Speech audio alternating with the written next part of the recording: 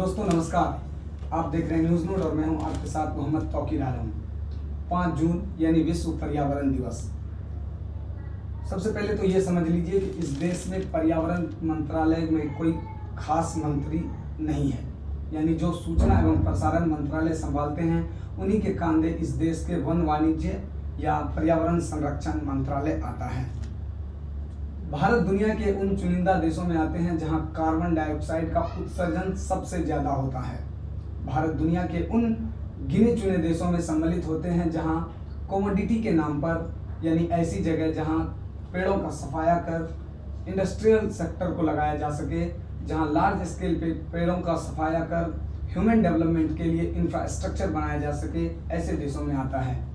भारत दुनिया के उन चुनिंदा देशों में आते हैं जहां बजट के नाम पर सबसे कम पर्यावरण पर खर्चा किया जाता है। न सिर्फ भारत में बल्कि भारत के जो अंदर सबसे कम बजट है वो इस देश के वन एवं वाणिज्य के तौर पर खर्च किए जाते हैं।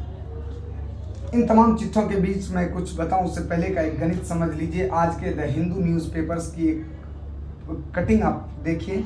Red peppers look for recyclable material as greater adjustment store perched at the Baragaon garbage dumping site in Guwahati on Saturday ahead of World Environment Day on Sunday।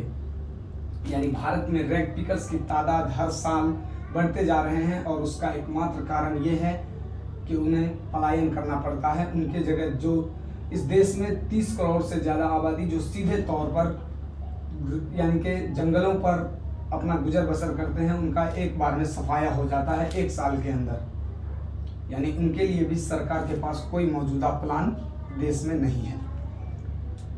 Bharat सरकार के अंदर वन वाणिज्य आने के लिए सबसे ज़्यादा जो कमोडिटी डेवलपमेंट के नाम पर किया गया है वो है बुंदेलखंड का इलाका। यानी कि तमाम बातें इस दौर में संकेत करती हैं कि इस देश का सूचना एवं प्रसारण मंत्रालय जो इस देश के वन एवं वाणिज्य मंत्रालय को संभालते हैं, वो प्रोजेक्ट के नाम पर साल के अंत में जब कैबिनेट की बैठक होती है वो आते हैं। इस देश में 1800 से ज़्यादा प्रोजेक्ट है जिसका वन सफाया पहले हो चुका है, लेकिन उस पर अभी काम नहीं किया जा सकता।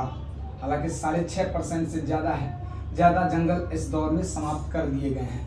लेकिन उसके बाद जब प्रेस कॉन्फ्रेंस होती है तो इस देश के सूचना एवं प्रसारण मंत्रालय जिनके कांधे पर्यावरण मंत्रालय भी आता है, तो वो आकर के मीडिया को मुखातिब करते हुए बताते हैं बहुत शानदार प्रोजेक्ट है, बहुत आले पैमाने पर काम किया जा रहा है ताकि देश में जो आर्थिक मंदी है उसे कम किया जा सके।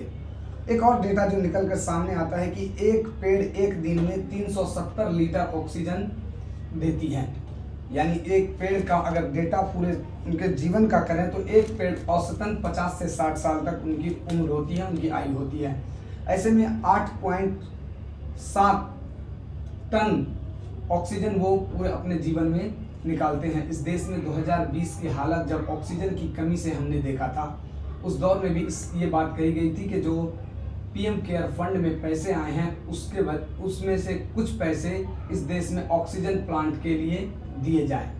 यानी इस देश में ऑक्सीजन की कमी नहीं है, लेकिन जो ऑक्सीजन के पीछे की राजनीति होती है वो कहीं ना कहीं देश को सोचने पर मजबूर कर देती है। बहुत बहुत शुक्रिया, बहुत बहुत शुक्रिया।